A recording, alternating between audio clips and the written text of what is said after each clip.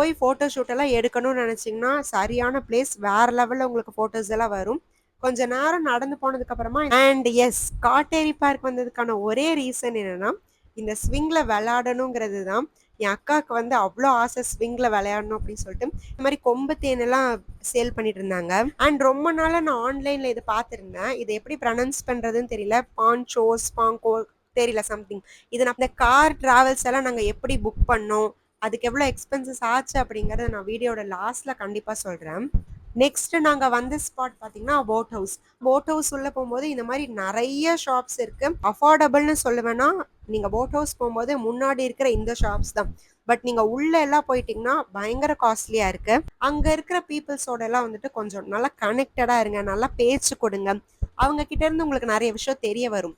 நிறைய டிராவல்ஸ் பண்றவங்களுக்கு இது புரியும் அப்படின்னு சொல்லி நினைக்கிறேன். இது என்னோட செகண்ட் டிராவல் vlog. பட் நீங்க என்னோட இன்ஸ்டாகிராம்ல போய் பார்த்தீங்கன்னா, என்னோட எல்லா டிராவல் ரீல்ஸுமே நான் அதில தான் அப்லோட் பண்றேன். பிகாஸ் ஆஃப் சம் ரீசன்ஸ் நான் பண்ற இடத்துக்கு ஆப்போசிட்லயே இந்த கஃபே இருக்கு. மஸ்ட் ட்ரைன்னு சொல்லுவேன். ₹15 சம்திங் நான் டீ அண்ட் காஃபி. அவ்ளோ டேஸ்ட்டா இருந்துச்சு. தொட்டபெட்டம்.